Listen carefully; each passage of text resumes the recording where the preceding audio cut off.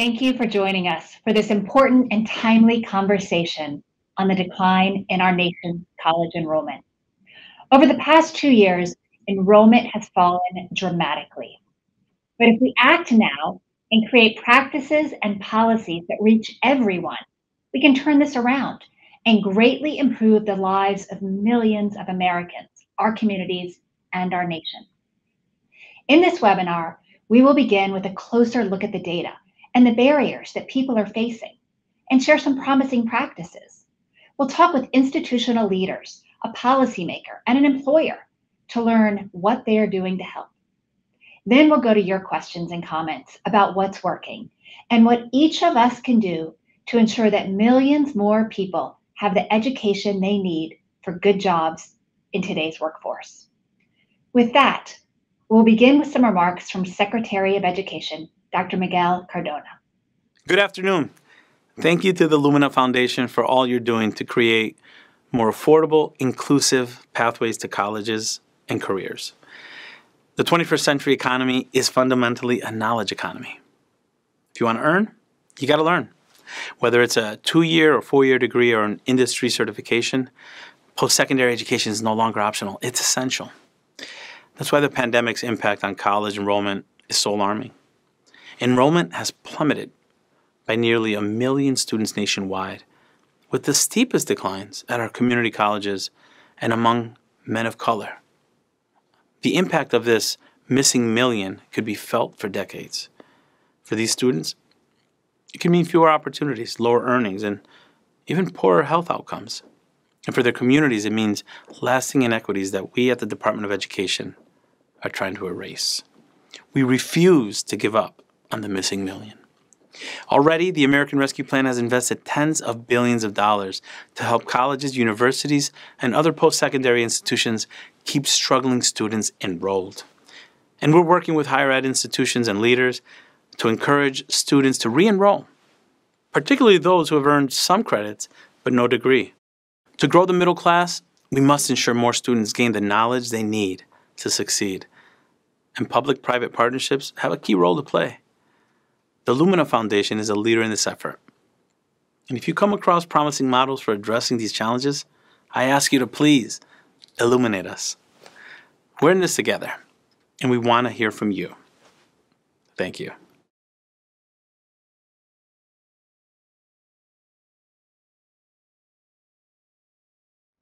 I want to start with the obvious, which is that students have been disappearing in droves since the pandemic started, and there's no telling when or if they'll return.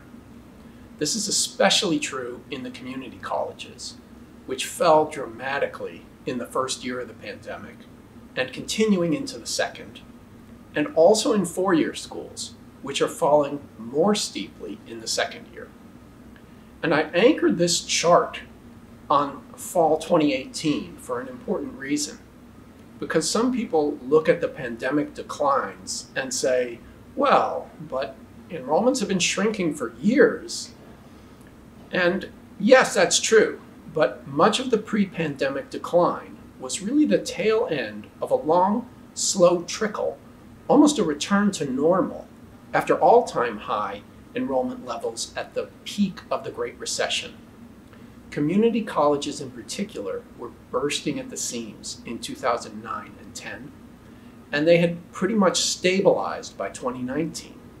So those 2 years of the pandemic combined add up to about 6.5% fewer undergraduates, which is the largest 2-year decline in US higher education in at least the last 50 years. So we now have over 1 million fewer students enrolling this year in fall 2021 compared to 2019. And the decline was actually larger in the second year, but there's a really interesting difference between those 2 years. Community colleges essentially took 85% of the total losses in year 1, but it was nearly evenly split in year 2, with the 4-year institutions responsible for just under half of the total student decline, about 47%. So it's easy to talk about the more low-income and minority students that community colleges serve, and how the pandemic had hit them and their communities especially hard in so many ways. But the declines at four-year schools during this year seem to represent a different phenomenon, one that may reflect not just the pandemic, but growing doubts about the value of a four-year degree. Within each sector, the declines were as much as twice as steep for freshmen as they were for all students. And that's particularly true for the four-year schools, who generally lost very few continuing students, at least in the first pandemic year. But in fall 21, the number of freshmen, as you can see, pretty much stayed down at the 2020 levels. There was almost no change from the prior year, even though many people expected enrollments to recover during the second year of the pandemic in 2020. So this is the second year in a row of entering freshman classes that overall are about 10% smaller than they were in 2019. The colleges haven't regained any of the freshman class sizes that they lost in 2020. And they're still in a deep hole in 21 compared to 2019. The only exception that you can see here is the private nonprofits, which regained a bit of ground, but that partial rebound took place almost entirely at highly selective elite institutions. And even though the declines were almost all among freshmen, they were also steeper among older learners than traditional age students, which is just the opposite of what we would expect in a normal recession. And don't forget that we also had a recession on top of the pandemic in 2020. Older students are still falling just as steeply, if not more steeply, than younger ones, even though unemployment levels still haven't gotten all the way back to pre-pandemic levels today. And when we look at race and ethnicity, even among freshmen, all student groups have clearly declined steeply. But Black and Latinx and Indigenous students were the most affected by the pandemic, so that existing equity gaps in access to college grew wider. This chart on the right is showing the difference between the actual percent change on the left and what we would have expected if the existing pre-pandemic trend had continued at the same pace during 2020 and 21. So for example, Latinx and Asian students had smaller actual declines in the left column, but they were also the only populations that were growing demographically. So Hispanic freshmen were actually increasing in 2019 before the pandemic, whereas white freshmen were already declining before the pandemic, and at the fastest rate. That means that the net effect of the pandemic was actually positive for whites, in the sense that they are declining more slowly now than they were in 2019. So just to sum up very quickly, the pandemic might be getting better, but students and colleges are still struggling. Enrollments were widely expected to rebound this fall, and instead they're still getting worse at community colleges and getting worse even faster at four-year colleges. And smaller freshman classes over the last 2 years will mean baked-in declines in continuing students that will play out in the years to come.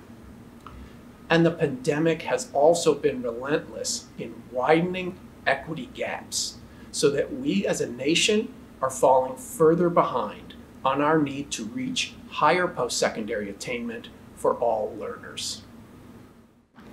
First, thank you to Lumina Foundation for allowing me to be a part of this important discussion. Today I'm going to be sharing some insights from recent research that Gallup and Lumina conducted in order to understand some of the more significant challenges facing higher education today. This research builds upon research that Gallup and Lumina released in early 2020 at the height of disruption in higher education. This year, we surveyed more than 11,000 U.S. adults aged 18 to 59 to understand more about their perceptions of and experiences with higher education.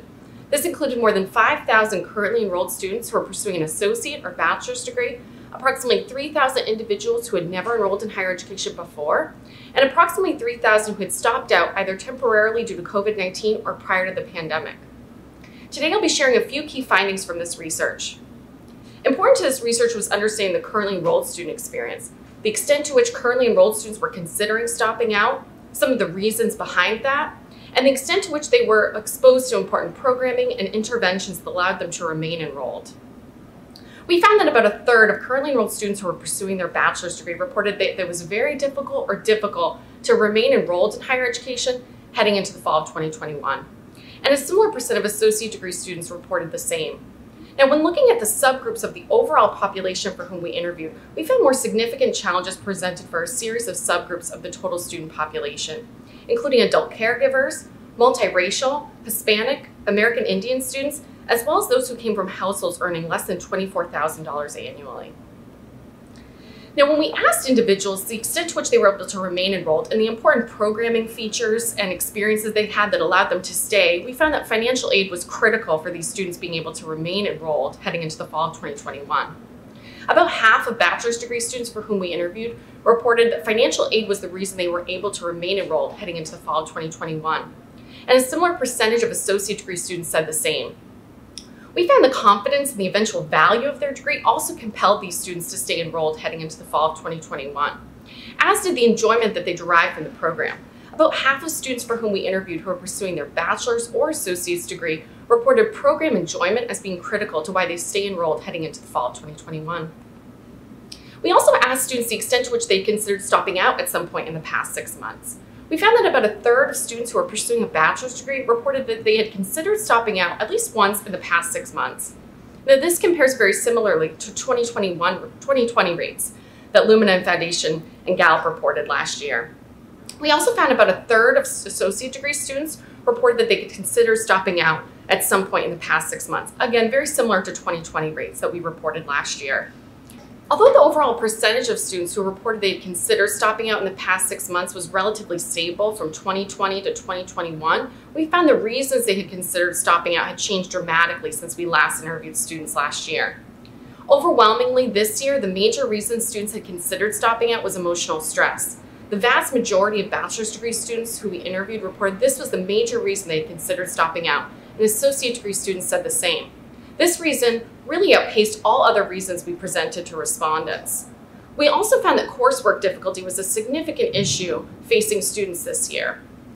About a third of the students for whom we interviewed who were pursuing a bachelor's degree reported this was the reason they had considered stopping out at some point in the past 6 months, and a similar percentage of associate degree students said the same. Now, when we interviewed the unenrolled, we were particularly interested in if they had considered enrolling in the past 2 years and what was keeping them out of higher education. Now, when we asked them the extent to which they had considered enrolling in the past 2 years, we found 44% of U.S. adults who were not currently enrolled reported they had considered enrolling in the past 2 years. When we asked them why they weren't currently enrolled, cost overwhelmingly was the most important factor. About half of those we interviewed who were not currently enrolled in a program or credential reported that this was the reason they were not enrolled. Cost was that factor for them. And that was pervasive among all the subgroups of the population for whom we interviewed. Even individuals coming from higher income households reported cost was the most important reason they were not currently enrolled. This significantly outpaced the second most frequently mentioned reason, which was family responsibilities. 38% of those who we interviewed reported that family responsibilities were the reason they were not currently enrolled in higher education. Now, women with children were more likely to report both of these reasons as keeping them out of higher education. We found that 60% of women with children reported cost was the most important factor in keeping them out of higher ed. And similarly, an overwhelming percentage of these individuals reported family responsibilities were keeping them out of higher education at 57%. These are just a few of the most important insights gleaned from this research. We hope you'll tune in later this spring when we release the full report.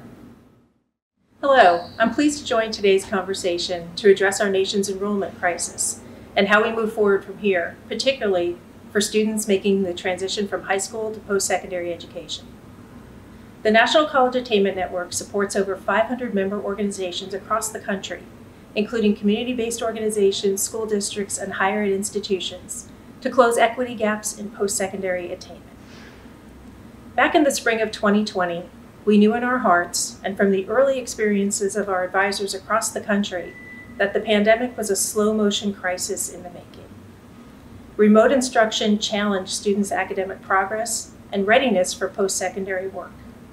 School closures made for very limited access to supports for post-secondary advising, completion of financial aid applications, sites for SAT or ACT testing, help writing personal essays for admissions, and critical assistance in finding the right fit and match for their future goals. Compounding that, high school students were also disconnected from health and mental health supports they had on site at their schools, and further challenged by the economic hardship of lost jobs for them and family members during the pandemic, and the pressure to contribute to their family's income as many struggled to meet basic needs of food, housing, transportation, broadband access, and healthcare. Many have consequently made compromises and hard choices about their educational futures. We know these exacerbated inequities hit hardest for our most vulnerable students, students of color, students from low-income backgrounds, and first-generation college students. The consequences are severe, not just for them and their futures, but also for their families, communities, states, and our nation overall. The data confirm the early warning signs we experienced: declines in FAFSA completion, declines in fee waiver applications, and declines in college applications were indeed the proverbial canaries in the coal mine of what was to come for enrollment for the high school classes of 2020 and 2021, and possibly 2022 if we fail to adequately respond to this crisis. These data must be an urgent call to action. NCAN's Growing Gap Analysis explores college affordability for recipients of the Pell Grant, a federal need-based award. The number of affordable public post-secondary options is dwindling for the average Pell Grant recipient, while affordability gaps are substantially rising. In 2018-19, for a student who received the average size Pell Grant, just 23% of four-year public colleges were affordable. The average affordability gap, or amount of unmet financial need, for four-year institutions was over $2,500. NCAN's Form Your Future FAFSA tracker, following completion of the free application for federal student aid, which unlocks federal student aid such as the Pell Grant, as well as most state and institutional aid, showed dramatic declines in FAFSA completion by 2020 high school seniors, down about 4% overall from pre-pandemic times, but down 6.8% in Title I high schools and a stunning 8.4% dive in high minority high schools, continuing for the class of 2021. The class of 2022 is rallying above these early pandemic years, but still lagging compared to pre-pandemic times. And these early indicators rightfully predicted the devastating enrollment declines for the high school class of 2020. Disaggregating the National Student Clearinghouse data you heard earlier, the high school class of 2020's immediate fall post-secondary enrollment fell nearly 7%. Declines were inequitable, with students from high-poverty high schools declining at 11.4%, from low-income high schools declining at 10.7%, and students from high-minority high schools declining at 9.4%. Every crisis, no matter how daunting, presents opportunity to rethink, to rebuild, and to recommit. I'll end here by suggesting 4 actors and actions that we believe will, as the title of today's event prompts, help us get to where we need to be. The most significant federal policy to address enrollment declines is to double the Pell Grant, targeted need-based aid to students from the lowest income backgrounds. Today, even with a celebrated and historic $400 increase recently signed into law, it is worth only 30% of the average cost of attendance. We urge Congress to act on the President's policy priority to double the Pell Grant. Doing so would make over 80% of 2- and 4-year public institutions affordable for the average Pell Grant recipient. Now that states are beginning to rebound from the pandemic, we believe they are once again important players in addressing the enrollment decline through need-based aid, mirroring the federal Pell Grant, and promotion of policies such as universal FAFSA completion to make all high school graduates aware of available funds for post-secondary education. By adopting a universal FAFSA completion policy, making the financial aid form a requirement for graduation, and supporting students through the process, states can promote one of the most important indicators of post-secondary enrollment among their high school seniors. Districts receive funds from the American Rescue Plan's Elementary and Secondary School Emergency Relief Fund, ESSER, which can be used for post-secondary transition support activities, such as post-secondary advising, career exploration, FAFSA completion, parent information, and summer bridge programming. To rebuild for equity, we must leverage these funds to support brave superintendents and principals to redesign for success beyond high school graduation. We appreciate the growing number who use disaggregated data to look at who takes the steps to go to college, test-taking, FAFSA, and applications, and NSC data to know where their students enroll and later complete. Community-based organizations have been key partners to reverse the declines.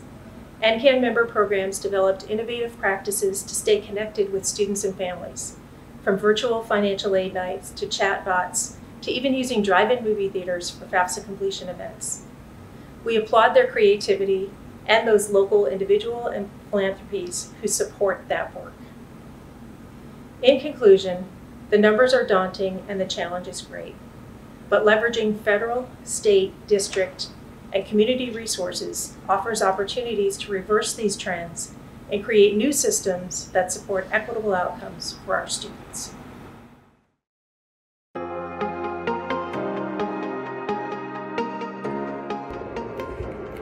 Hi, my name is Juan Ricardo Villalobos. I am a Chicago resident, born in El Paso, Texas, but raised here in this big city, Chicago. I am not a college graduate. I actually, out of high school, found a little window for myself to sign up and go to design school, Columbia College in Chicago. It was a dream of mine, passion. You know, after 3 years of college, I was working full-time, going to school full-time, helping pay rent and helping our family survive. It became too much. I wasn't able to balance it or even afford to stay in school. It became an impossibility for me at that time. Especially, I think right before quarantine, I signed up for a University Without Walls program at the University of Northeastern University here in Chicago. And I was excited about exploring it, and they really take all your work-life experience and include that in your bachelor's degree or your work towards your bachelor's. And I thought it was a window for me to get in there and get it done and kind of get that burden off of my shoulders.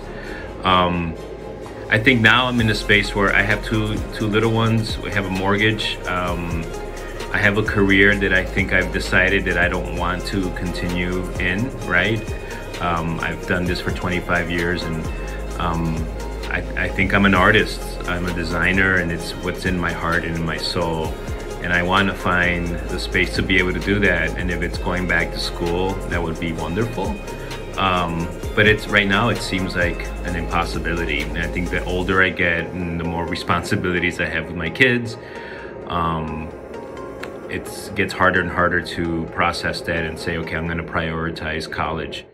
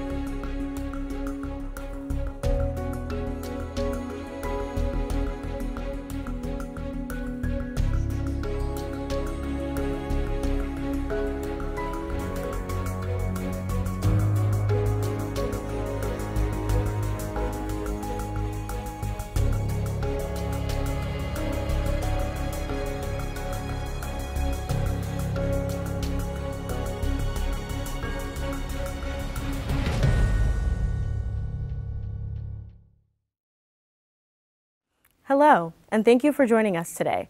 My name is Zipporah Osei, and I'm a reporter whose work has been featured in the Chronicle of Higher Education, the New York Times, ProPublica, and Boston.com, as well as the writer of the First Gen newsletter at Open Campus. I'm here today to discuss declining enrollment, which some are calling a crisis, with John Marcus, a higher education editor at the Hechinger Report and professor of journalism at Boston College and Northeastern University. His work has been honored by the National Headliner Awards, Mirror Awards, and National Awards for Education Reporting, to name a few. His recent article, Another Million Adults Have Stepped Off the Path to the Middle Class, lays out the consequences this current trend will have on our future. So, John, to get started, why is it that the current decline in enrollment is a problem not just for higher education, but for society and the economy more broadly? So we tend to think of enrollment declines as affecting the individual college students, which it obviously does. But it's also, there are really bleak trends here for the broader economy and society. Typically, a student who graduates from high school and never goes any further makes about lifetime earnings about $25,000 a year less than someone that went on and got a bachelor's degree. That also means that that affects the economy more broadly. Since we live in a consumer economy, they have less disposable income to spend. They pay 45% less taxes, and yet they need significantly more social services. So for example, Medicaid, you've got public housing, food stamps, and they're paying less into the system, from which they now require more. It also affects things like healthcare costs. Interestingly, people that don't go to college have a lower lifespan of between 5 and 12 years. They live between 5 and 12 years less than people with bachelor's degrees, depending on which study you look at. They also are more likely to get divorced. They're less likely to vote. They're less likely to volunteer. All of those things create a kind of a bleak future for society if we have, as we've experienced now, 1 million fewer students enrolled in college since just the start of the pandemic, and 3 million more broadly, an enrollment decline that's been less understood in the last 10 years. We also have an internationally competitive, economic system in which we've fallen now from first in the world to 16th in the proportion of the population with degrees. So that also affects us in comparison to our economic competitors, whose college going is increasing while ours is declining. Mm-hmm. And that 1 million number, is that hitting colleges more with first-time enrollment or with retention? So sadly, it's hitting colleges in both of those categories. Fewer people are going to college. Many students, as we have been seeing, deferred going to college, although historically data show that those students, even with the best intentions of eventually going on to college, tend not to go. They buy a car, they have a car loan, they start a family, they get a job, they have a mortgage. By that point, college is much more challenging for them. Retention also has declined. The number of dropouts between the first and second year is now at its highest level in 10 years. This despite the fact that for 10 years, this has been a focus of colleges and universities to improve retention. In fact, it has declined. And those numbers don't reflect the entire pandemic yet. I wouldn't be surprised if we saw the numbers getting even worse.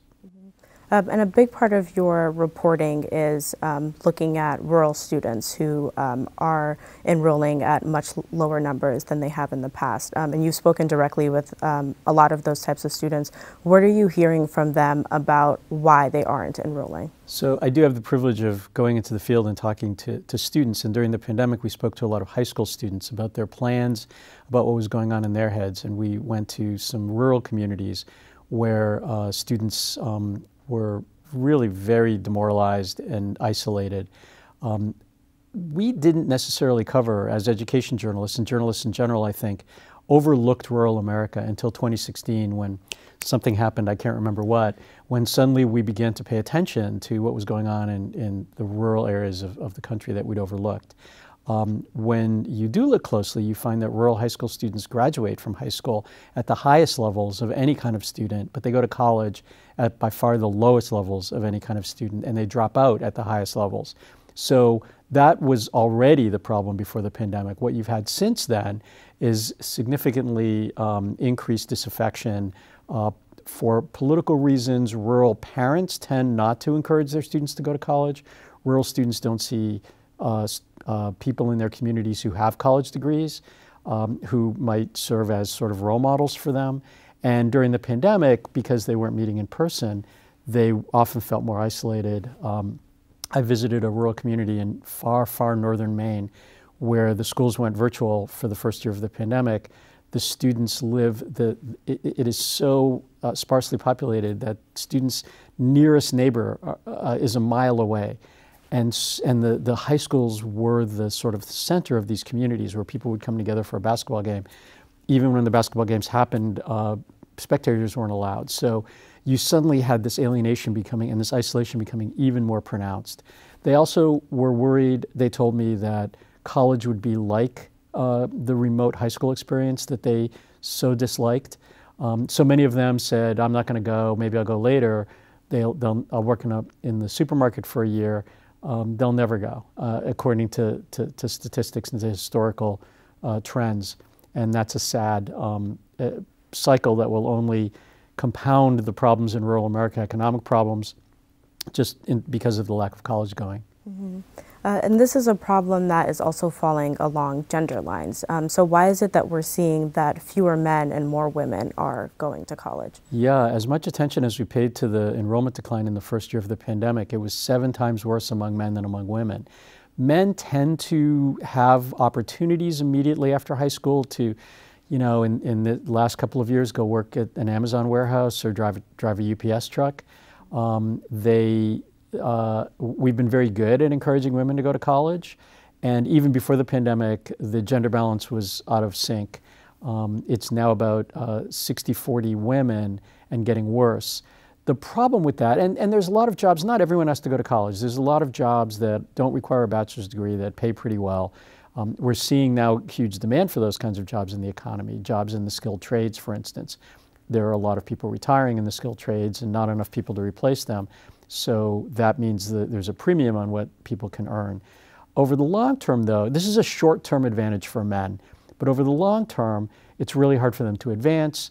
Often they're working in jobs that require physical labor that after they reach their 50s, they can't or won't do anymore. They then don't have the credential that they need to move into a better paying job. And that, again, that accelerates the disaffection that we already have more than enough of in our society, political disaffection and otherwise, and the socioeconomic divide that's only getting worse. Mm-hmm. And if this trend continues, how will society be impacted? Right. So, well, first there are the divides that already exist. The socioeconomic divides, the divides among and between people of various levels of education. That obviously has, for a while now, kind of translated into political issues. The culture wars, and we're seeing that, and it's likely only to get worse. On top of what we've already been discussing, you've also got a decline in the birth rate that happened during the pandemic. There were 300,000 fewer babies born last year, which means that 18 years from now there will be 300,000 fewer potential college students. That is on top of a already anticipated additional decline in the mid-2020s that stems from the 2008 recession, when, for economic reasons, families had fewer children. That means there'll be another drop-off of high school graduates just for demographic purposes in the mid-2020s. At this point, I don't see a rebound from that because the numbers keep declining. So all of those things just suggest that this won't get better. It will get worse, affecting our international economic competitiveness, affecting the burden on public services, affecting the revenue from taxes, all of those things. And this is getting to be a problem big enough that higher education obviously can't just ignore it. So what have you seen from colleges and universities, changes that they have been trying to make to address this problem? Right, so higher education in its own self-interest needs to fill seats. And so because the supply of students used to be unlimited, there was not as much attention paid to things like retention. Now they don't have that luxury anymore. I mean, they should have gotten around to this a while ago, but obviously higher education moves a little slowly. So we are now beginning to see, in a very good way, colleges and universities paying attention to retaining students that they have. They need them. They can't replace them anymore. It's cheaper to retain a student now than to recruit a new one. The numbers still aren't going in the right direction, but universities and colleges that I've visited are paying more attention to this. And what they're finding, which I think is really interesting, I visited a university, public university in Florida, that has doubled its 4-year graduation rate. They did that by just recognizing the kind of dumb reasons that people were dropping out that had nothing to do with necessarily students' intellectual ability or capacity for handling the academics, and in some cases not even really with their financial ability to pay. It had to do with just dumb bureaucratic rules that said that you couldn't re-register if you had an overdue balance, and then if you couldn't re-register, you would lose your financial aid, and then if you lost your financial aid, you would lose your housing. And this cascade of stupidity that would end up costing you a student over a $20 balance. They've begun to address that. They have now, when they refer a student to somebody that can help them, they refer them to a person by name instead of to a faceless and anonymous bureaucracy. Those things seem like a small step, but they've made a big difference, and they can make a big difference, especially at these sort of big and personal universities. The other thing that universities and colleges really need to pay attention to is, and they know it, is the 35 million people who have gone to college and then left. So they have some degrees but never finished. That's a huge potential audience for college and university enrollment, and universities have been very aggressive at recruiting those people. What they haven't been very good at doing is supporting them when they arrive, because these are typically older than traditional age students. They're already kind of skeptical about higher education because if you think about it, there's some reason that they left. And as a result, they ended up paying money for nothing, often taking out student loans and having debt. So you're already having trouble getting them to come back. Once they come back, you're not offering them daycare, you're not offering them after-hours classes or on the weekends, or support services like advising or financial aid offices are open 9 to 5 on weekdays.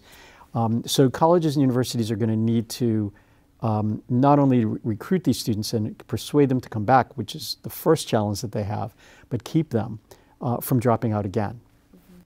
Is there anything more that higher education and employers can do to try to combat or reverse some of the problematic trends that your article looks into? So there are already a lot of things that that individual colleges and universities are trying to do. This university that I mentioned out in Florida also uses, as do many others, data analytics to look at what keeps a student. And they found that, for example, involvement in an extracurricular activity keeps a student. Participation in physical and mental health services significantly improves retention. So there needs to be more application of the research that people have been using to kind of parse the reasons people leave and how to get them to retain. So that's a really important first step. Other things that they're looking at and needing to do, and that I'm sort of writing and reporting about these days, are things like students are really impatient with spending 6 years, which typically is what it takes now to get a 4-year bachelor's degree. And so colleges and universities are accelerating programs. There are increasing numbers of universities that will help you graduate in 3 years, or at least tell you that you can. And even if you don't succeed at 3 years, which is challenging, at least you're going to finish in 4. And at the moment, fewer than half of college students, which is a mind-boggling statistic. If you think about what is the principal product of a university, it's a degree in 4 years. And yet fewer than half of their customers actually achieve that. So, so I think that there's been some activity around accelerating completion, speeding up graduation rates, no longer requiring or no longer failing to provide the courses students need, for example, to meet major requirements, such that they can't get the courses that they need and it takes them longer than 4 years to finish. So there are a lot of fairly simple ways to fix this, and universities are cumbersome institutions. I think now, because it's become an existential crisis, that they're beginning to focus on it. And on a final note, after universities have become aware of this problem, through your reporting, have you seen any positive changes or any benefits that have come out of the ways that they've been trying to address this declining enrollment problem? Yes, absolutely. Very few things really get your attention, as well as your own mortality. And as these colleges and universities begin to see other institutions struggling, and they begin to understand the decline in enrollment and how it affects them, they are finally making changes that they should have made a while back, but didn't because they didn't have to. Now they have to. That's a rough situation for them to be in, but good in general for higher education, because we're going to, I think, begin to see much more focus on all of these improvements that we've talked about, reducing dropouts because you need to just to fill seats, recruiting students that have some credits and no degrees, and then supporting them when they return, and those kinds of things. One other tough spot that colleges and universities are in is persuading people that you need to go to college. There's been a lot, public survey data show that there's been a lot of public skepticism about whether people need to go to college, and that's reinforced by the fact that in this very positive job market, a lot of people have been getting jobs without a bachelor's degree. That's something colleges and universities are going to need to overcome. I think when you look very closely at some of these companies that say you don't need a bachelor's degree for a job, and then you look at their job listings and you see that 99% of the listings do require a bachelor's degree, you understand that this perception has gotten ahead of the reality. So colleges and universities have not historically been great at making a case for themselves, sadly. When you ask them, why they cost so much, they'll tell you, well, we're creating citizens of the world and imparting knowledge, which is great, except people's eyes glaze over because they want to know what is the financial and actual return on their investment. That's one thing I think some colleges are also addressing in a positive way and saying, here's the job that you can get. Here's the job that our previous graduates have gotten. There's a university that produces what looks like the airline map in the back of the airline magazine that shows what their majors are doing now and what you can actually do with an English major. So I think that we're just beginning to see attention to trying to change the public discourse about why we need to go to college. Mm-hmm. Thank you, John. Thank you for taking the time and for your insights. Thank you for the great questions.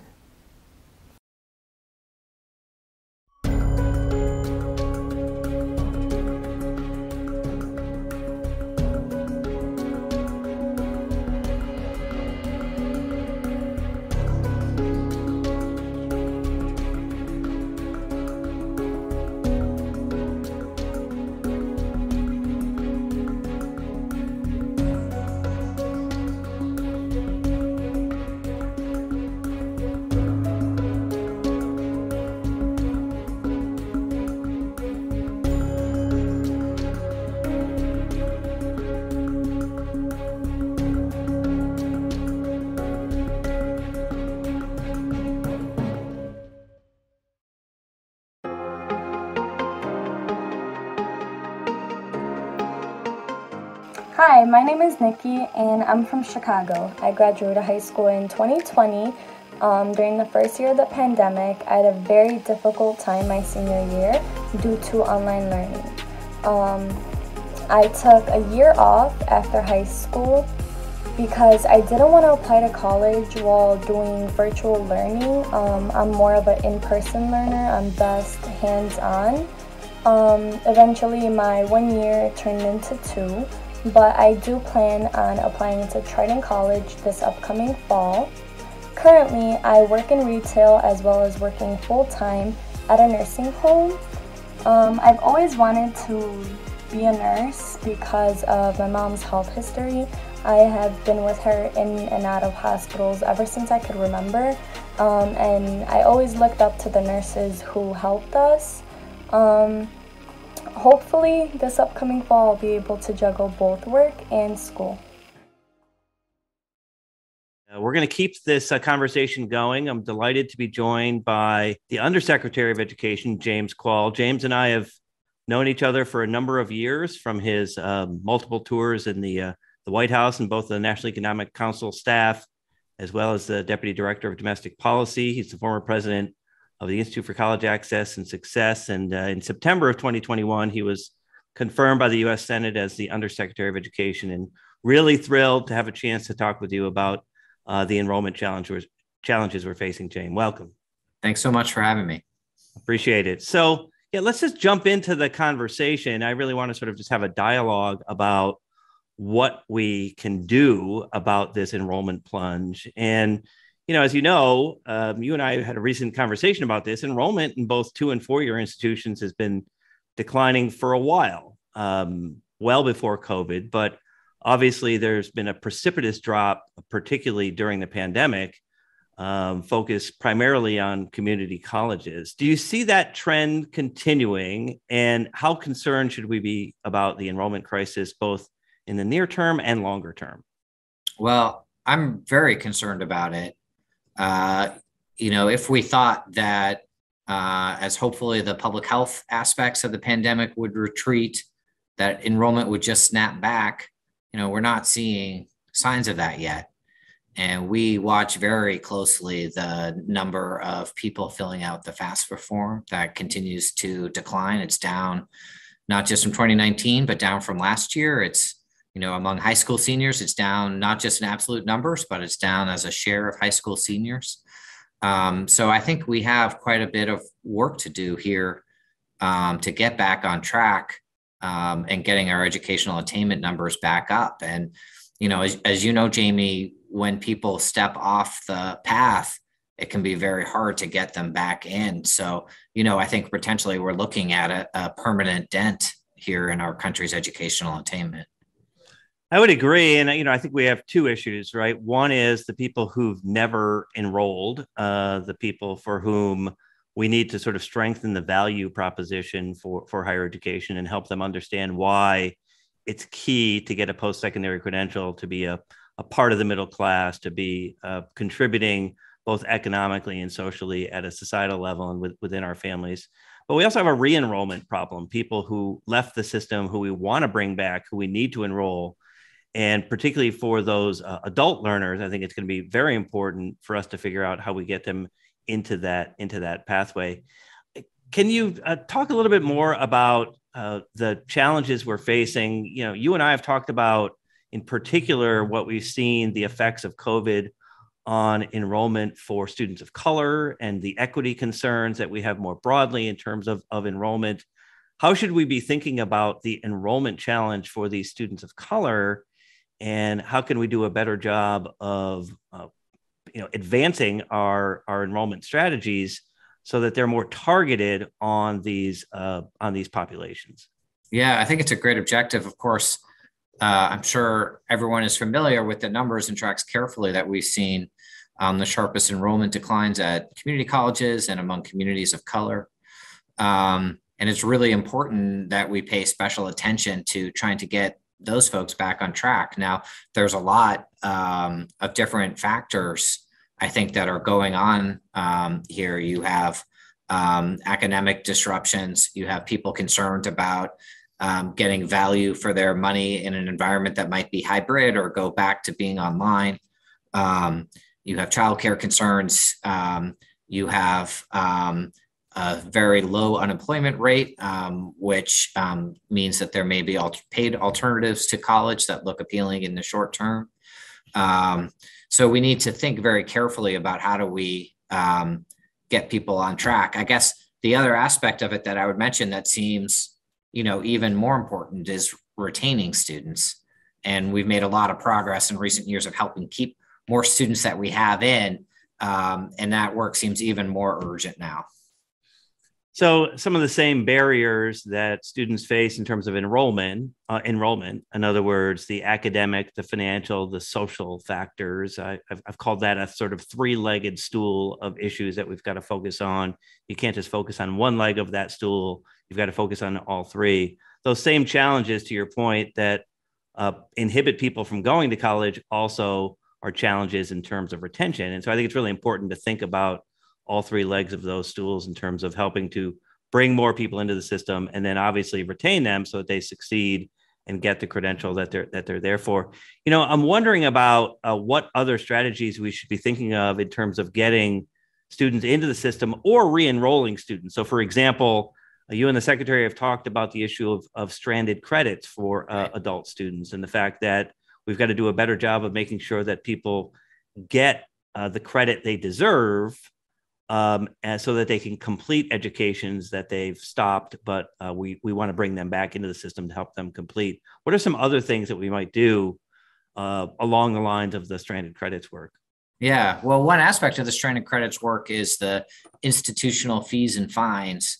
And we've seen a number of colleges using American Rescue Plan funds to pay off those parking fees and library fines that are not large in dollar terms, but do keep students from re-enrolling.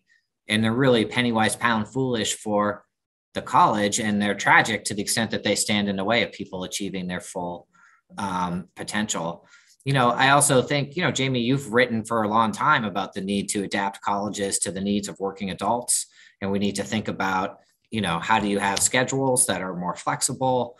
How do you have programs that show rapid results in terms of having value on the job? I think all of that is really important. And then, we are really thinking hard about the fundamental value proposition that college has to offer. And, the reality is that there are students out there who are worse off for having gone to college because they're left with debt and no degree or a degree that didn't lead to a good job. So part of that too, I think, really has to be focusing on reliably delivering outcomes from the perspective of a college. And from the federal government, we're working really hard, discharged some 700,000 debt so far, to make sure that we have that safety net underneath our system of college finance.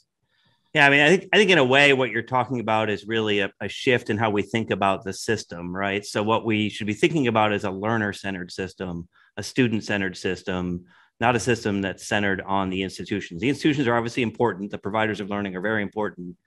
But at the end of the day, it's the learners that are most important, and what they face in terms of barriers should be things that we focus on eliminating, reducing those barriers so that they have the opportunities to attend and complete, because we know what the outcomes are. One of the important ways in which the federal government does that, obviously, is the Pell Grant program. Right. And I've seen you, and I would agree with you, applaud the $400 increase that we got in the Pell Grant program in the last budget. Talk a little bit more about how important Pell is as part of that overall strategy. Well, it's called the Foundation of Federal Student Aid. I think maybe one of the best supported propositions in helping students enroll in college is that price matters, scholarship matters. And so we know those Pell Grant dollars will help more students enroll. It will help them graduate. And unfortunately, the purchasing power of the Pell is only about a third of what it was historically compared to public university tuition. So we really need to get those Pell Grant dollars back up in order to bring the cost of college back closer into reach for all students. And, Pell is another one that's really important, particularly for students of color. One of the things that you've championed, James, throughout your career is this idea that there has to be a partnership between the federal government and others in the system, the institutions, the states, the other player, even philanthropy organizations like Lumina in that mix. So outside of what the federal government can do through things like Pell Grants, which you were just talking about, who needs to be addressing these issues? What do they need to be doing? Let's start with the institutions. What should the institutions be doing? Well, I mean, I think a big part of it is forming partnerships with high schools in the area and trying to demystify this big jump from high school to college. And I think there's a lot that can be done really productively in this space. Dual enrollment programs actually have a big impact, I think, because it just gives students a sense of what comes after high school and takes some of the intimidation and drama out of it. Investments in college counseling, whatever they can do to try and bridge that gap to help students see what the paths forward are, I think is really a critical investment. And, and then we talked as well about the importance of retaining students and also reaching out to adult students and trying to help them come back and see some real value. You just mentioned the idea of the path forward, the pathways, which I think is really important. And obviously one of the things where we see those pathways strategies really playing out is in states. What can the states do? How can the states add more value to addressing this enrollment plunge? Well, one of the challenges we've had with states is the lack of public support for colleges and universities. And what we see is in recessions, typically state support for colleges fall, and then the money doesn't come back when the economy recovers. And so over time, you have a ratcheting down of state funding for public colleges and universities, which is where 3/4 of students go. So I think it's really important for states to look at making adequate investments to help colleges serve their students well, to doing that equitably across their systems. And then there are areas really where state leadership can help. So states can use data to look at how students succeed across institutions when they transfer or after they graduate, and try and do a specific type of leadership, I think, at those systemic problems in the higher ed system, like transfer, that can't be solved by a single college alone. And what about the private sector? My final question, what about the corporate world or us in philanthropy, your philanthropic partners? How can we be helpful in addressing this enrollment plunge? We've seen a lot of employers step up in recent years and support higher education enrollment among their workers for a lot of different reasons. I think that's really promising. It is difficult to go and find potential students one at a time, but when an employer can help connect their employees with colleges and help demonstrate the value of higher education for their careers, I think that's really a motivating factor. It takes a lot of the transition costs out of it. It allows you to see some of the potential for making investments in quality that the employer knows. So I think that's really valuable and important part of the system to support. And can we be helpful from the philanthropic perspective? Yeah, I mean, I think one thing that philanthropy is doing that I think is so important is helping show colleges that there is a way to do much better with students. And, I think the culture in higher education is changing. It was not that long ago where we talked about weeding students out and maybe not everyone was college material. And I think more and more we recognize that students can succeed at much higher rates. And really that culture change is being driven by the power of individual examples, programs, colleges, and now entire systems that are achieving at much higher rates with the students that they enroll. And a lot of that is really enabled by philanthropy. So, I think making those investments and also telling the stories of success, are really, really important to getting better performance across our system as a whole. Well, we can commit to doing that. And I want to thank you for your leadership and your partnership with us. James Quall, Undersecretary of Education, thanks very much for being with us. Thanks so much for having me.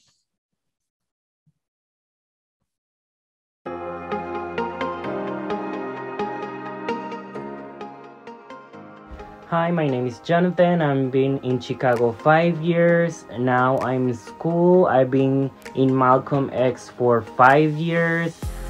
And I'm doing pharmacy technician right now.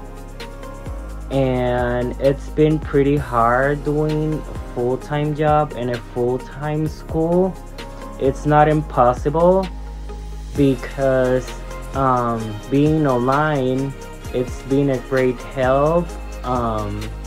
Just because it wouldn't be any easier if we would be in person right now doing a full-time job and a full-time school. I think it would be more harder than right now than it is being online.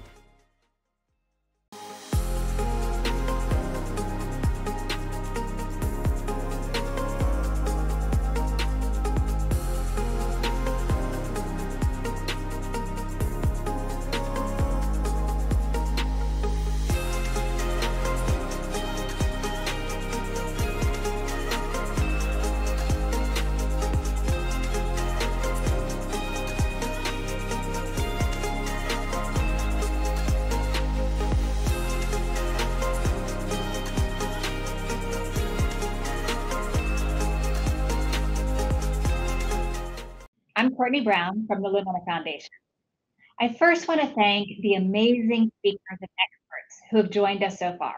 Secretary Cardona, Doug Shapiro, Stephanie Markin, Kim Cook, John Marcus, Zaparo Ose, Undersecretary Quall, and Jamie Marasotis. The information you provided and vision you set for our path forward is inspiring. Now, I'd like to take a turn to 4 leaders who are actually on the ground dealing with these issues every day. Joining me are Dr. Raul Rodriguez, Interim Chancellor for San Jose Evergreen Community College, Dr. Rolinda Thomas, Assistant Vice Chancellor for Academic Affairs at Fayetteville State University. Dr. Aaron Thompson, President of the Kentucky Council on Postsecondary Education. And Ryan Gertzen, Vice President of Maintenance Workforce Development at AAR. We plan to have some time at the end of this hour to take a question or two from you, the audience. So please feel free to post your questions in the Q&A tab. However, keep in mind that immediately after the panel, we'll have more time with our panelists for a deeper dive into your questions and ideas around the policies and the practices to reverse the current downward trend in enrollment. So please stick around if you're able. So first, to kick this off, I'd like to turn to Dr. Thomas. As we heard from our data panel, students of color and adult students are suffering the most in this enrollment decline. Given that Fayetteville State is a historically Black university and has a diverse population, tell me a little bit about what you're seeing there and more about the initiatives you're implementing to increase enrollment. Thank you, Dr. Brown, for this opportunity to share our experience at Fayetteville State University. If we look at the past 4 years, we had a drop in 2017, and our enrollment grew by 3% since then to recover. The factor that is maintaining our enrollment is diversity. As Dr. Brown mentioned, FSU is a historically Black college or university, but even among HBCUs, we're unique because almost half of our undergraduates are adult learners. Also, because we are close to Fort Bragg Army Base, about 1/3 of our undergraduates are military affiliated. During the pandemic, we saw declines in enrollment among men, Black, and white students, but this was offset by increases among other populations. We found that the pandemic is an impactful event occurring within a larger societal trend. The increase in enrollment, at least for us, among women, adult learners, the military affiliated, and especially Hispanic or Latino students and students who identify as 2 or more races. We also found that the pandemic for us also had an acceleration effect. It increased an existing trend toward online learning, especially among our adult learners. At FSU, diversity in student support is how we've maintained enrollment. Our students are more likely to be Pell eligible. Many are working women with children, and some, of course, are military students. Based on data and internal surveys, our initiatives focused on increasing affordability and removing barriers to access. They included asynchronous scheduling. Some of our students were deployed in Afghanistan. We literally had students who would come off of a patrol and go log on to their class. They needed asynchronous scheduling. It also helped our working parents. We used gap scholarships and emergency funding for student emergencies to help them persist. We used free summer tuition to help students attain more credits toward a degree. We opened a food pantry to address food insecurity during the pandemic, and that continues. Our new initiatives include joining the NC Promise undergraduate tuition plan. The state of North Carolina subsidizes tuition at 4 universities, now including FSU, to cap tuition at $500 per semester for in-state students and $2,500 per semester for out-of-state students. This is helpful to our population because just over 50% of our undergraduates are Pell eligible, along with about 30% of our adult learners. FSU established a military scholarship to provide free tuition to military-affiliated students with a 2.5 GPA. It would function as a gap scholarship after military benefits are used. It's open to active duty military, veterans, National Guard, military spouses, and their dependents. FSU also established a scholarship with a local institution, Fayetteville Technical Community College. If students graduate from FTCC with an associate degree and a 3.0 GPA, they may be eligible for 2 years of free tuition at Fayetteville State University. Most of our transfer students come from FTCC, and this can improve their time to degree, reduce student debt, and increase enrollment. The key for us was to be intentional about diversity and appealing to students who may be viewed as non-traditional learners. We try to create a sense of belonging and use data to identify student needs and provide the support needed to help them persist. Thank you so much. That's an impressive list and speaks to many of the issues that we heard earlier from some of our panelists. So actually, Dr. Rodriguez, I'd like to turn to you next. So as we also heard from our data panelists, community college saw the sharpest declines in enrollment, something I don't need to tell you as the head of a community college. I recently read an article you wrote in the San Jose Spotlight that California alone lost 250,000 students over the last 2 years. And as you and John Marcus, actually, who spoke earlier, indicated, this has severe implications for individuals, local communities, the state of California, and obviously our nation. Tell me a little bit about this new program I read about that you're offering students at San Jose City College and Evergreen Valley College. It's trying to help reverse these enrollment decline and how that's going so far.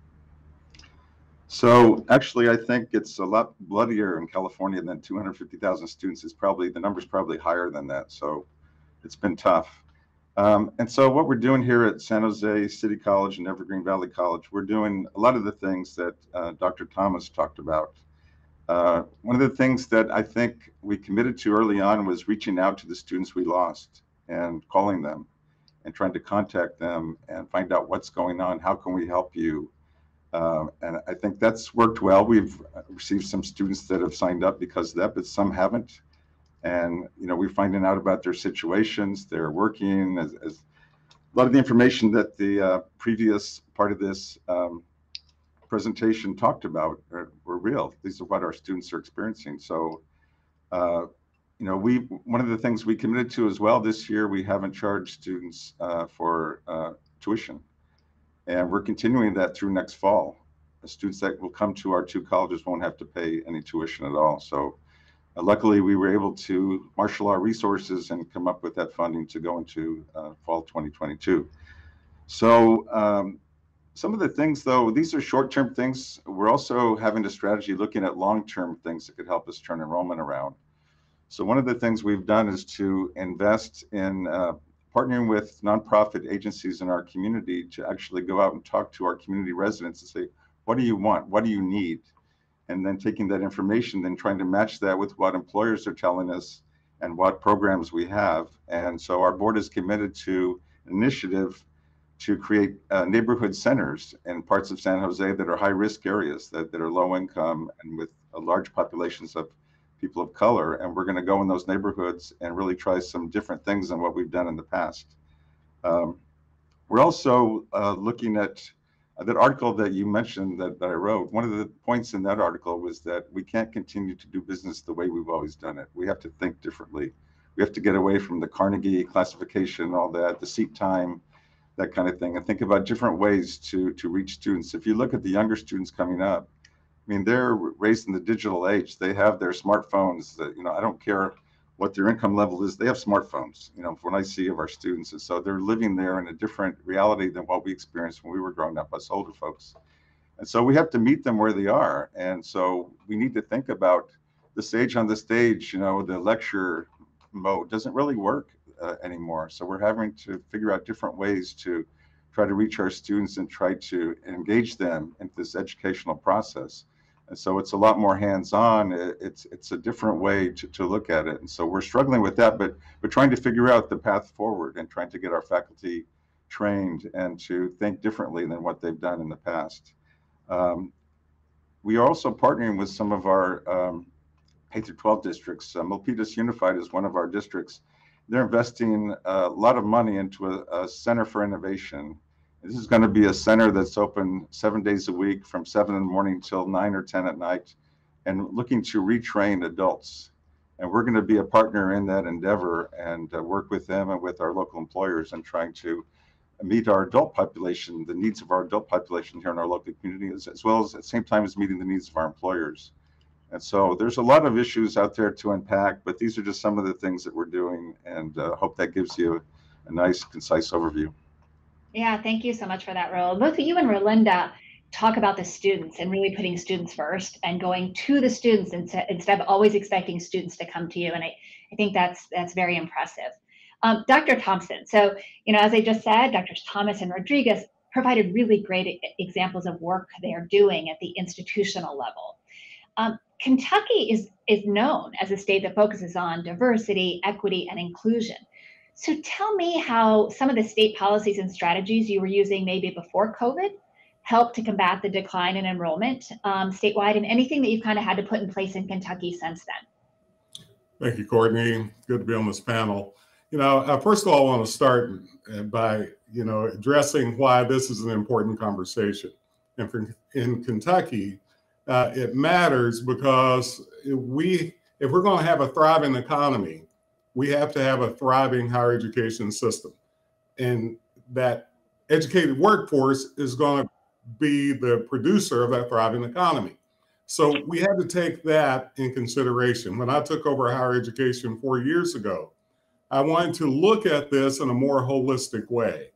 First of all, there's 4 big items we have to consider when we think about overall enrollment. It's not just recruitment, but it's some other stuff too, right? So 4 items that we considered when I took over higher ed. One is that we had to do something that would improve the college going rate from the traditional age population group. In Kentucky, it's about 50% of those that are graduating from high school going to college.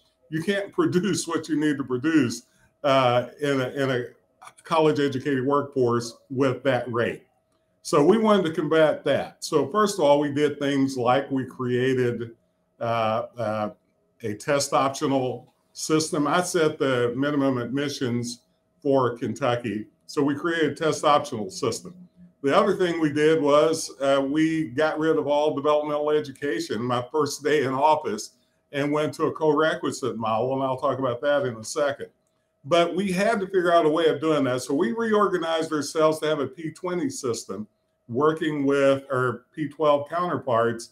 We do things like bridge programming and so on to increase that pipeline.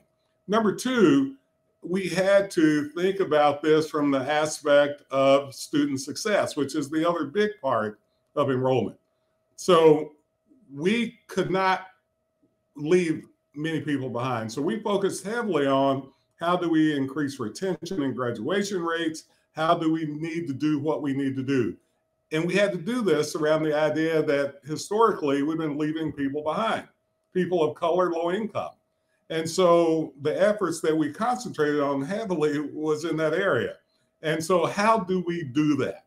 Well, first of all, we created a performance funding model that has a kicker on increasing the outputs of our minoritized students. We created a diversity policy before the pandemic that went to that also, but it also created culturally competent campuses that makes anybody want to go to it. I'm happy to say all of our 4-year institutions, except for HBCU, we have at least an 80% retention rate now, and our HBCU is 70%.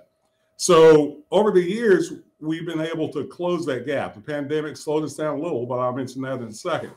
But we have increased over the last 4 or 5 years our academic rigor in addition, but we also, our attainment has gone up tremendously with about 17.5% increase in overall credential output. For our minoritized students, it's been 37%. So we're closing gaps in that area. We're closing gaps in graduation rates and retention rates, all because of policies that went to that. But it was those things that we found out were affecting our students of color and our low-income students more. So we made policies that address that with the argument that it would have a bigger output. We also created promise programs on all of our 4-year campuses. They all have a last dollar in for low-income students, as an example. We also kept our tuition low. We've averaged about 1% over the last 4 years. So we also knew affordability was the case, both for incoming and those continuing. The third element, there's a lot more to this. The third element we had to concentrate on was that we had to bring people in. So we created an out-of-state tuition policy that was at 1.3 the in-state versus the 2.5 what it was, to bring more people in with the hopes and with the design that we're going to keep 40% of those stay in the state. The fourth element that we haven't done as well as we should, but we're now heavily concentrating on, are those adult learners. We cannot get where we need to go, 60% attainment by 2030, unless we do that. So the policies we designed before COVID, I tell people innovation comes in a variety of ways. But the policies we designed, even around mental health before COVID, helped us to keep enrollment. We are down some, but we're better than the national average. We are up in all of our minoritized students, as an example, across the board. The idea that if we're going to use enrollment as a way to think about building the economy, we have to do it in a systematic policy ways. Now, the rubber meets the road with the campuses like these folks are talking about, but in my office, we also have to make sure that we understand the nuances that we need to do as policymakers and policy givers and enactors in such a way that it truly goes to the overall mission, or what I call our North Star. Fabulous. Thank you, Aaron, so much. It's interesting you started out saying, what is this for? And it's for a thriving economy. And interesting, Raul, you spoke about partnerships with employers, and even Rolinda talking about the military, the employer there. So with that, I'd actually like to turn to Ryan Gertzen as an employer here. And, we're hearing that Americans are questioning the value of post-secondary credentials, of learning after high school. And they want to make sure that their efforts and their financial resources actually result in a job or a promotion on the other side. So I'm just curious, as an employer, what kind of role have you played? And tell me some partnerships that maybe you've made with community colleges. I think there's an example in Chicago that's working to enroll more individuals to complete a credential. Yeah, Dr. Brown, thank you so much. What a panel that we have here today. And I think, as an employer, AAR is in the aviation business. We do a lot of maintenance, repair, and overhaul of commercial and military aircraft. And every year the Boeing company puts out a report. This last year, that report was, it was a little bit of doom and gloom of 626,000 technicians, aviation technicians are needed globally. If you look at, just the average age of a technician being 54 years old, the need to create pipelining from high school, middle school to high school, all the way through, to a bachelor's degree, we felt really, really important. And we also felt that we as an organization weren't doing enough. And it really started, believe it or not, our CEO had dinner with the former mayor of Chicago, Mayor Emanuel, and they really talked about this need of, hey, we need to do something to help people of color, women get into aviation careers. We need to do that in South Chicago. I'm here today at Olive Harvey College in South Chicago, and from that one dinner. To about 4 months later, we had implemented an aviation sheet metal program. And that program is a short credentialed program, 60 days. We added along that course, we added resume building, how to interview. We threw in the OSHA 10 training, because understanding OSHA requirements we felt was also really important. And we're in our 7th cohort. About 95% of those students are people of color. And it was very much has been an incredible success story with Olive Harvey College here in South Chicago. So much so that we kept going, and we said, well, wait a minute, this is great sheet metal, but what else would there be? And so we had some very good dialogue with the largest aircraft aviation school in the country, the Aviation Institute of Maintenance. And we said, listen, what would it take for you guys to get to South Chicago also? And so a little bit of conversations went back and forth. it was an area that they had looked at growing into. And so we started a partnership between a private school and a community college in order for us to develop pipelining of high school students into aviation careers. So the private Aviation Institute of Maintenance gave the curriculum to Olive Harvey to start teaching this past August. And we've started our first cohort of high school students through Olive Harvey that will transition to finish their airframe and power plant through the Aviation Institute of Maintenance, finish their associate's degree at Olive Harvey in aviation maintenance, and then continue on to Southern Illinois University in Southern Illinois to get a bachelor's degree. And so this is the first time ever that there has been a true integrated partnership between industry, community colleges, and a university system, along with a private school, to really create this pipeline, this need that we have within.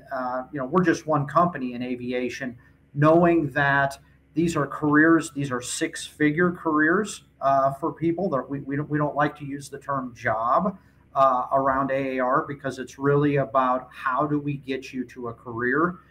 And through the launching of our Eagle Career Pathway program, in which we partner with very strategic community colleges and universities around the country, very much co-located in one of our facilities, or close to our facilities, our big maintenance repair facilities. I think it's a model. I happen to think it's the model that we as industry can come alongside a community college and create a program that leads to, in what I like to say, stackable credential to ultimately certification. And so in our industry, aviation schools, about 80% of them are in community colleges. And so we have, and if you look at their enrollment, though COVID was challenging for us all, most of the aviation colleges that we deal with are rapidly returning to where they are, and the fact that they're growing. And I think the reason they're growing is because we as industry, in almost all cases, have come alongside the colleges to help them either market, to help them understand the career better, and ultimately produce the talent that is needed in the industry. So I think the Olive Harvey model is something we're extremely proud of. It's producing the students that our industry really needs. And I think that the panel that has already discussed this, when you look at people of color, you look at women representing 2.4% of the maintenance industry, people of color as a whole, traditionally less than 10%. This is an incredible opportunity for us to work alongside our community college partners in creating these pathways to aerospace careers. Thank you. That makes me kind of excited about the breakout. We can maybe dig down a little bit more in that with Raul, and thinking about the partnership with 2 years. So let me ask a related but equally important question. So we know enrollment is not just about getting new students in the door. It's what Aaron spoke about. It's about keeping and supporting them to graduation, to completion of a credential. And based on the data we heard from Gallup, we know that students are dropping out due to financial constraints, mental health issues, family responsibilities, work obligations. We heard that clearly from two of the students that spoke earlier. So tell me about one thing that you've implemented to support students to stay enrolled. Dr. Thompson, I'm going to turn to you first. So I understand Kentucky last year launched a state-level student success collaborative to bring, I think, colleges and universities together to combat students dropping out and supporting them to completion. Can you tell us a little bit more about that, or any results you have so far? Absolutely. Proud. Thank you for asking that, Dr. Brown. I mean, I would be remiss if I didn't say that the best innovation comes beforehand and not afterhand. We keep talking about what are we going to do innovatively because of COVID. Well, we understood even before that we were going to have to create a systematic way of helping all of our institutions. As you all know, 2 years and 4 years are under me. to be able to do exactly that process we talked about, building the workforce. But we also had to not just look at best practice and provide ideas about best practice, we had to bring people together in collaboration. We're getting ready to do a summit called Innovation Through Collaboration. And that's what this collaborative does. It brings innovative people into the fold, employers as well as all of our campuses from a variety of areas, and look at exactly how we learn from each other, true enough, but how do we create innovation based on our unique populations? So this collaborative really folds in a lot of pieces I can't answer in 2 minutes that concentrates on that. But it also helps to go to look at best practice such as, everything proactive advising, purpose-first advising. It looks at what we can do in helping campuses understand how to pay off these short-term loans, how to actually, what we did, increase mental health elements on the campus by 3-fold, with personally sitting there, as well as building web-based systems that really organizes. Not all mental health are the same, right? I mean, there's some things that are more immediate than others. So this collaborative looks at all of those things unlike we've never looked at before. And that public-private partnership we have, and it's the only one in the nation that includes both 2 and 4 year, talks about then how do we look at giving that student what he or she needs? How do we turn this teaching model into a learner's model? How do we create a cultural competence ideology that is incorporated into our curriculum as well as into all of the pedagogical pieces and the student success infrastructure? So it really is a holistic model, looking at it from a standpoint of a student versus kind of the way we've done it before in almost organizing departments to kind of do a variety of things. This approaches it from the need of the student. And there's a lot more to that, Courtney, but I'll leave it there. Yeah, thank you. That's impressive. It goes to earlier talking about putting the student first. And I love thinking about that as a learning model, not a teaching model, because it's about the student. So interesting. So Ryan, when you spoke, you talked about a career path. It's not just a job. To think about that career path and the types of learning that your employees need along the way, what kind of support do you provide your employees as they're working on that pathway toward further credentials? Well, I think that's a great question. And we have to, as an employer, really come alongside and think about it holistically. Whether it's a student coming out of South Chicago here, moving to one of our facilities in Rockford or Indianapolis, we've worked with, for example, the workforce boards of Illinois, for example, where they have many wraparound services that have helped students make the transition, within the community, helping with housing, helping with childcare, helping, in a lot of these areas that industry hasn't traditionally thought of. But at the same time, we as an industry are definitely taking a more proactive stance and realizing that some of our policies maybe aren't exactly what they need to be to help working mothers, for example, make a transition.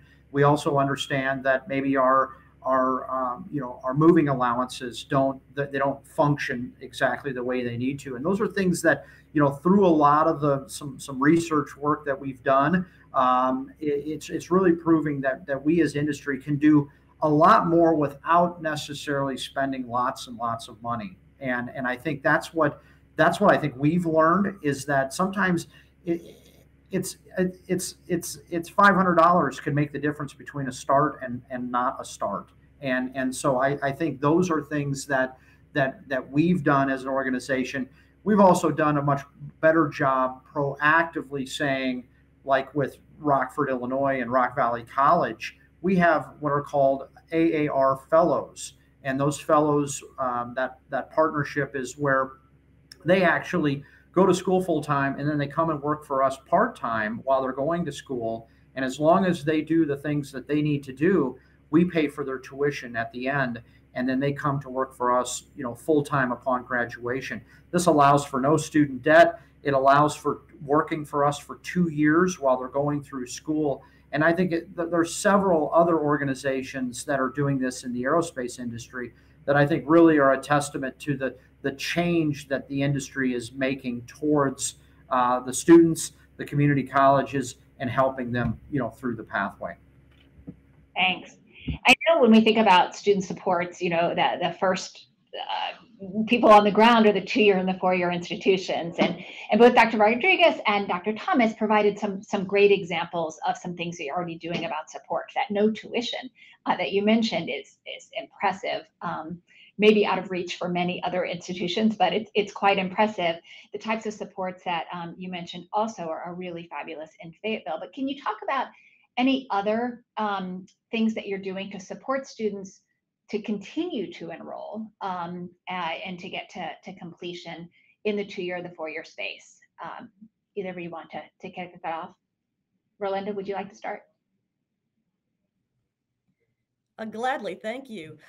Certainly it was very powerful what Mr. Gortson said about the impact of just $500, for instance, that oftentimes if a student's car breaks down, for instance, for many of us on this panel, that would be a huge inconvenience. But for a student in financial difficulty, it can make the difference between their being able to make tuition or being able to persist.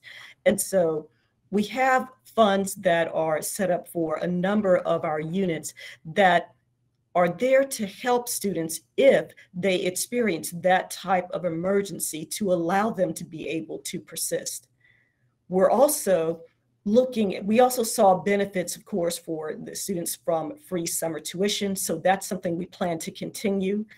We recently used Higher Education Emergency Relief Fund dollars to vacate the balances for students who had outstanding balances and they also attended during the pandemic. And so that happened to help at least 1,140 of our students. And we thought that was a great use of the resources to be able to help them continue. Going forward, we're working to improve the efficiency of our enrollment process. We found that our prospective students have to interact with multiple websites, platforms, and passwords in the onboarding process. And so we're currently working with consultants to try to streamline the process where possible. And part of that's addressed by our new Bronco One-Stop Student Services Center. Students can gain access to advising, registration, financial aid, counseling services, and veteran services in one building. We're also working to try to help students enter with more credits toward a degree. One of our challenges is that many of our transfer students are coming in with fewer credits on occasion. And so we're doing what we can to review more courses for appropriate military transfer credits, looking to update our prior learning assessment policies. You heard Mr. Gortson talk about building a pipeline. We're adding an advisor on the campus of the local community college, Fayetteville Technical Community College, to encourage them to complete an associate degree for transfer to FSU. And speaking of the pipeline, we also have 2 early college high schools on our campus. So to meet student needs, we're also expanding our mental health counseling, online and in person. And we have plans to expand our on-campus child care center, which has a lot of demand. Excellent, thank you. Yeah, we haven't even talked about students as parents, which is also, we know, another issue, especially during COVID. Raul, is there anything else you would like to add that you guys are doing? Yeah, so I think students' basic needs, if they can't persist, if they're hungry, if they don't have housing, if they have health or mental health issues or transportation. So here in Silicon Valley, housing is a huge issue. It's one of the most expensive places to live in the whole United States. At community colleges, we've resisted in the past of talking about housing and building housing. We're commuter schools. The only colleges in California, community colleges that have housing, typically were in the rural areas where it was too far to commute. But the idea here is that we put community colleges within a commuting distance of every community in the state. That was kind of the impetus behind our community college system. We can't afford to do that any longer. So you look at Orange Coast College down in Orange County, they just built housing for their students. And we're looking to do the same. We're involved in working with consultants, and we're studying this issue. I hope to take a recommendation to our board in the near future And I expect that not only us, but many other colleges are going to have to get into the housing business to really meet student needs and to help them persist on to get degrees and to get better jobs. There's no way around it. It's going to be a huge investment for our state and for our local communities, but we're going to have to do it if we're going to really meet the student needs that are out there. Far too many students are living in their cars or living wherever they can, hardscrabble. It's just, it can't continue like this, so we're going to have to find ways to meet these basic needs. And we have the markets at both of our campuses where students can go and get groceries a couple of days a week, and all, the mental health 24/7, crisis counseling, all those kinds of things. But until we solve this housing issue, we're really not going to be able to meet all the needs that are out there. Yeah, thank you. So I'm going to ask one final question for our panelists, and then we'll be able to take some questions from the audience. So if you haven't had a chance to put your questions in the Q&A tab, please do so now. But keep in mind, we're going to have more time to do deeper dives into many of these issues with the panelists afterwards in some breakouts.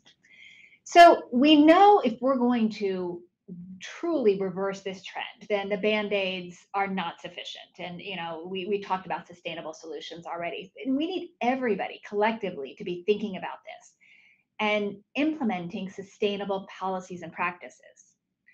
So, we asked all of you to be part of this panel because you're all doing some pretty amazing things. So for my question, I'd like to ask each of you, based on your experience and your knowledge of your own sector, what's your call to action to your peers to change the enrollment trend? What is one piece of advice or something you would encourage them to start doing now to make a difference? So how about Ryan, I'm going to start with you. What would you say to your fellow employers? Well, one of the things we did, and we didn't understand the impact that it was going to have, and Dr. Thomas said this, being close to Fort Bragg, we have what are called, we partner with a university on aviation skill bridge programs for the military, and we have 7 bases, Fort Bragg being one of them.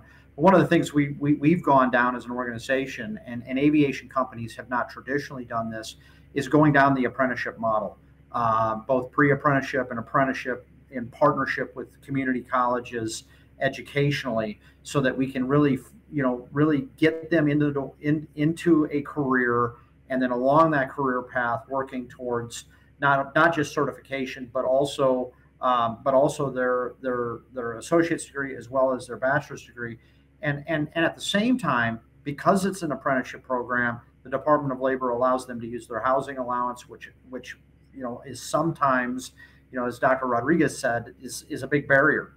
Finding housing can be very, very challenging. And I think working together, I see in industry, we need to do more of that in partnership, utilizing the various governmental organizations that can help these folks transition and help all folks, make it to careers in aviation. Thank you. Dr. Thompson, same question to you. What would you say to your fellow state leads and policymakers? Sure, and let me build this off of what I heard Raul and Rolinda say that's important. They talked about the micro elements, and I appreciate that if they're hungry, it's going to be hard to study, right? So there's things that matter there, but there's some macro things. As I talk with the students around the nation, high school students, and around my state, there is a perception that there's not a value proposition that's important to them in higher ed. Let's not forget about that. We've got to make that value proposition far more emotionally intelligent for them. So we have to work on that. Higher ed is a strategic investment in your life. So we have to convince the state, though, at a macro level that it is an investment and not just another thing you have to follow. You get a 67% return in Kentucky for every state dollar you spend. But we have to do that. As I talk to students around the state, they believe that it's not. That's what we see more with men than just getting a job. They may not see the long-term investment that's needed. But we also have to convince them, because there's a perception that they can't afford to go to college, which means that we have to be more transparent about the real cost versus the actual cost, and then lay out how they can get there. We put in a student right to know bill where a student can see everything. I must say, borrow every program in all of our state and so on. We got to do that. Another item we have to do at a macro level, we have to bring employers in on the front end. I appreciate talking about community colleges, but our four-year institutions are workforce colleges too.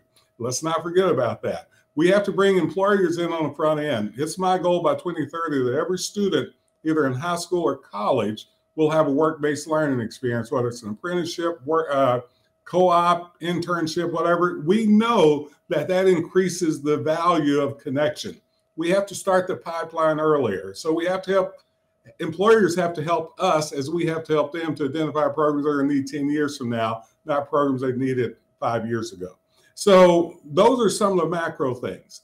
Within keeping students, we're going to have to figure out how to build out an equitable system of focusing on the whole students, make sure they get a quality education. My last piece, there's a lot more to this, but the last piece I will say though, that we also have to double down on our adult learners. We have to look at those things like childcare. We have to double down on the ability to think that this is going to have to be more of an employer higher ed partnership than it's ever been. So, Courtney, there's a lot of things that I think holistically, I would ask my fellow folk who are out there, are policymakers and policy givers, to think about this in both the macro and the micro way that Rolinda and Raul were talking about.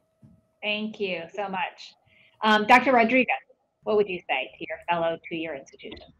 Yeah, I'd say let's not forget that this is at its heart about equity. All the data we heard earlier today in the presentation really points to that. Who's being left out? Who was hurt by the pandemic the most?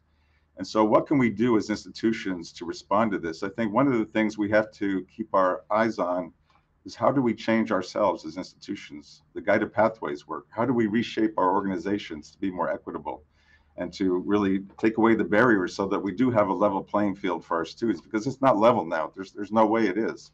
So there's a lot of work we need to do in our various institutions to get to that point, and we're far from it, I have to say. I'm hopeful that we can get there one day, and I believe in guided pathways, and to me that's the best thing that's come along to show us a blueprint to how to get to equity, but we're far from it, and so we need to double down, as Dr. Thompson said, in this regard. Thank you. And Dr. Thomas, how about to your fellow HBCU leaders as well as the four-year sector? Yes, I appreciate what Dr. Thompson and Dr. Rodriguez stated about equity and access. I would share with our sector to focus on affordability and removing barriers to access, tuition supports, funds for student emergencies, flexible scheduling, access to childcare, food pantries, and increasing paid internships can help students persist. Help students enter your institution with more credits. Partner with local community colleges to help more students enter with an associate degree. Use credit for prior learning and military transfer credit. It improves their time to degree and it reduces cost and student loan debt. Fostering a sense of belonging for students is invaluable. Who is represented in your website, your social media, and your messaging? Visibility and representation send a message about who is welcome at your institution. Diversity is your strength and the future of enrollment. Wow, that's so beautifully said. I almost want to end on that, but I'm not going to because we have some great questions. And it's interesting, I came up with some questions just in case we didn't have any from the audience, and I didn't need to do that because we have plenty. So I'm going to start with one area that you've each kind of touched on. But it's one of the questions we got from the audience, and it's about returning adults. So we know that, a few years ago, there were 36 million people in the United States that have some college but no credential. We know during the pandemic, given the drops in enrollment, that number is only going to increase. So what are some things that you are all thinking about? The question is, are there specific strategies for returning adults? Can you share a specific strategy that you're thinking about, either you have implemented or you're considering implementing moving forward? And I'm just going to throw it out to somebody who wants to jump in. Dr. Thomas, you spoke about some of these things, about the credits and others. So I don't know if you want to add more or anyone else. Gladly. We wanted to hear from the adult learners themselves. We have a very high percentage of adult learners that has been growing. And again, they're almost half of our enrollment. And so we wanted to listen to them. And so we have used surveys, we've used data, we've used, in some cases, informal focus groups, given them forums. And we keep hearing over and over the difficulty with scheduling classes that fit their schedule in a way that is affordable and fits in with their childcare or working needs. And so there are so many elements there that need to be addressed. Also, we found in surveys that as you know, across the country, about 30% of college students have reported some level of food insecurity. And certainly we have seen that trend as well on our campus. And so addressing their immediate needs to help them to be able to persist, putting them in touch with counseling, giving them a forum, particularly in which they can interact with their peers. We created an adult learner space on campus, or a space in which they would feel welcome, that was designed with their needs in mind. And so an area where they can study, an area where they can do group work without some of the boisterous activities that sometimes go on with some of our other younger students. Certainly as an adult learner, I would have fled from 19-year-old me. And so it's a good idea to have a space where they can be able to have their needs met. Thank you. Anyone else? I was just going to say, I think, Dr. Thomas, you hit a lot of those areas. I know for us, the aviation sheet metal programs we've done in inner city Miami, South Chicago, they're all adult learners, right? So they're all transitioning. Either they're underemployed, they're unemployed, they're looking for a change, and they're looking for, and it's usually that kind of what I would consider, 22 to 35-year-old is, and we've got them, we've had students all the way to 50 in our program. And so I agree with you that this is a group that is highly, highly valuable. They've lived life, they've been students, they've matured over time, and I think they are great employees. We've hired many of them out of this program, and we're proud of what we're doing. And I definitely, it's not just about the high school student transitioning to college. That is an important sector, and one we're targeted on as well. Courtney, I would offer this though. Let's not think of adult learners as a monolithic group, because it's not.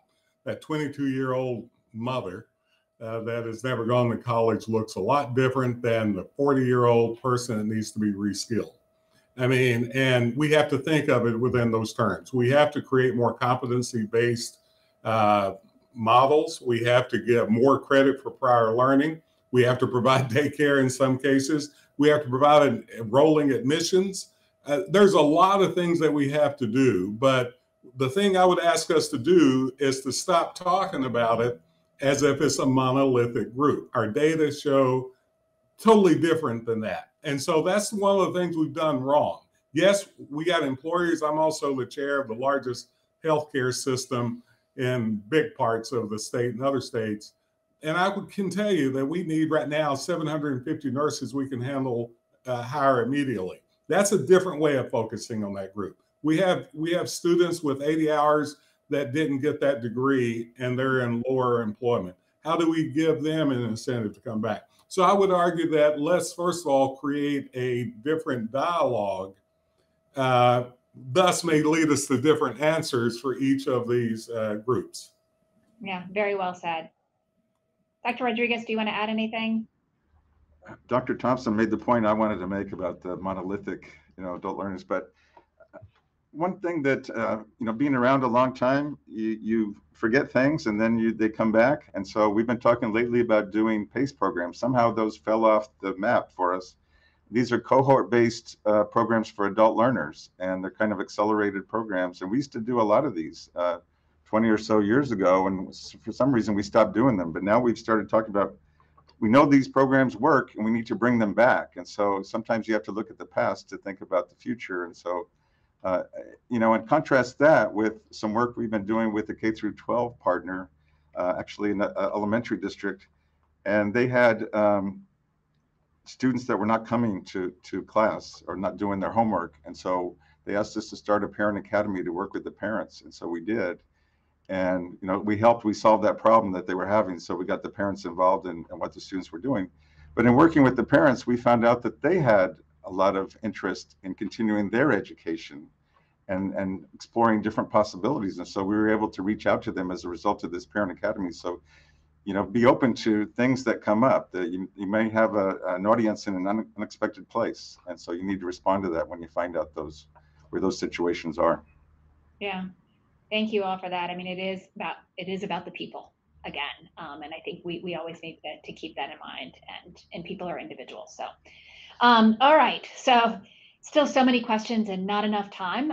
Let me throw out just one quick one, or not quick, only because we only have a short amount of time, but we began these discussions really because of the shocking numbers that came out of the National Student Clearinghouse. And we led off this webinar with some numbers from Doug Shapiro.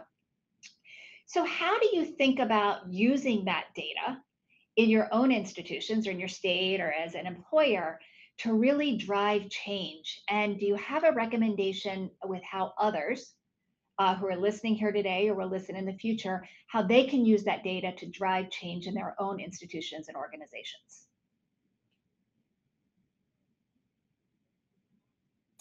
Well, I'm happy to start. You know, data are one thing.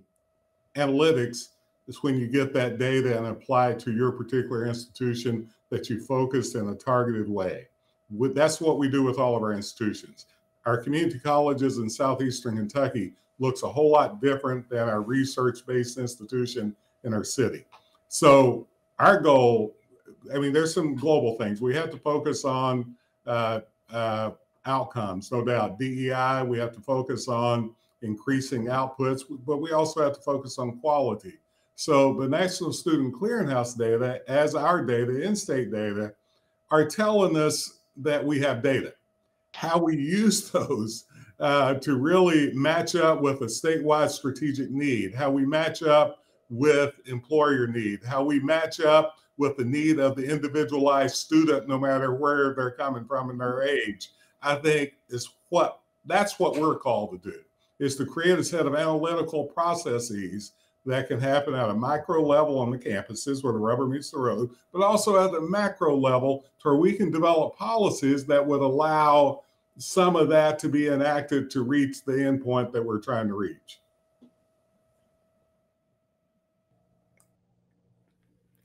I believe that's a powerful point. I often share with people, I work with assessment as well. And so I often share with people that I help them to measure their performance so they can improve their performance. We want to be strategic about how we're using data because it's giving us the information that we need to help our students get across the finish line. That's the most important reason for us to do it, to try to make sure that we're having that type of impact. And impact is where the data can be most helpful for us, that when we analyze that and we can use that with stakeholders or with decision makers to be able to make the case for what is the economic impact that this is going to have? What is the societal or local impact that this is going to have? And so when we're able to use data to say that here is where this situation is headed, here are the things that we can possibly do to improve this situation, and here's the benefit from it. And so data helps us to make that case and hopefully to come up with the best solutions and to look at the things that are working, or as Dr. Rodriguez mentioned, that used to work that we haven't been using recently for one reason or another. And so using data strategically and being able to tell that story, that's the key thing, being able to present it well and tell that story so it's meaningful to our stakeholders or to prospective students. That's a key in using data strategically. Yeah, I was just going to say, I think that's, for us as an employer, it's about investing and it's about getting the outcomes that you want, graduation rates and employment. And so I think the more we move to some of that kind of level of data, And having worked with private schools and community colleges and universities, they all measure it almost radically different. Some don't even measure it at all.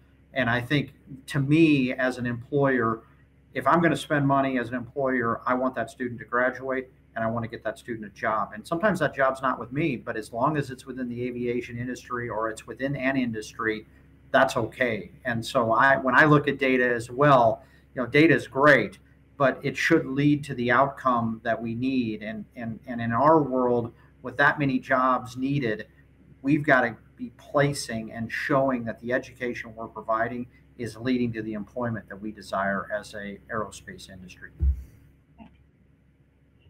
Let me ask one last question. You've talked a lot about things that you have implemented either pre-COVID or during COVID. What do we need to be thinking about or considering for the future to ensure not just that we halt this loss, because that's not sufficient, but that we actually continue to grow?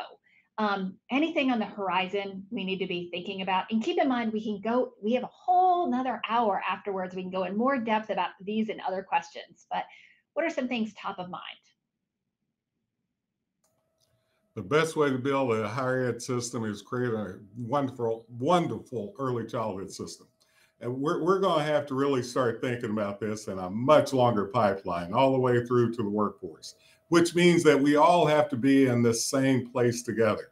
Instead of doing things in our silos, we're going to have to create a mechanism to where employers can go in and talk to our elementary school students, and not just talk to them about this is my job and this is what I do, but actually really getting down to where the student can understand how his or her abilities, their propensities can lead to a bigger output. So we've got to create a P to the workforce way, not just say it in words, but in any of the junctures where we tend to lose more people of color, where we tend to lose more low-income students, we've got to look at this truly as a pipeline process. So I would hope we get out of the point of pointing fingers and to the point of actually getting our fingers dirty together.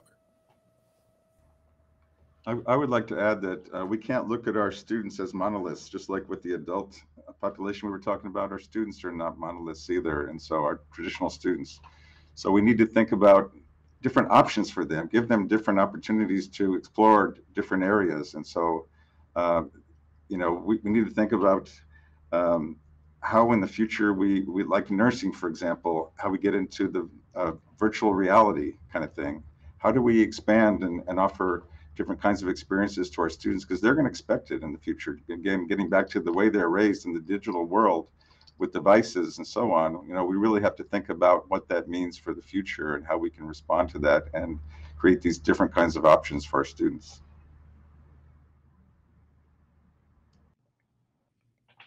I would say that we would like to, that it would be helpful for us to expand our vision of who is a college student and expand the vision that our prospective students might have of their sense of belonging in that space. And exactly to what Dr. Rodriguez said, that we want to make sure that we are meeting the students' needs, which can be very different. And so whether they are coming from different backgrounds or if they're coming from school systems that may have been under-resourced, or if they are working parents, or if they're military affiliated, they may have very different responsibilities, obligations, and very different pathways that will help them get them to, in some cases, very different goals. Some of them have certain career goals. Others of them are trying to upskill and change a whole career path. And so we want to make sure that we are meeting their unique needs as opposed to having them fit into a mold that was set long ago for a different population. Thank you. And I'm going to let you have the last word on this because this hour we've just run out of time. But before we move to the breakout rooms, I want to remind all of you that this is just the beginning of the conversation. We have barely, over these last 2 hours, scratched the surface of this enrollment crisis and what needs to be done. We encourage you to start your own conversations and action in your institutions, in your communities, and in your organizations to be that change agent.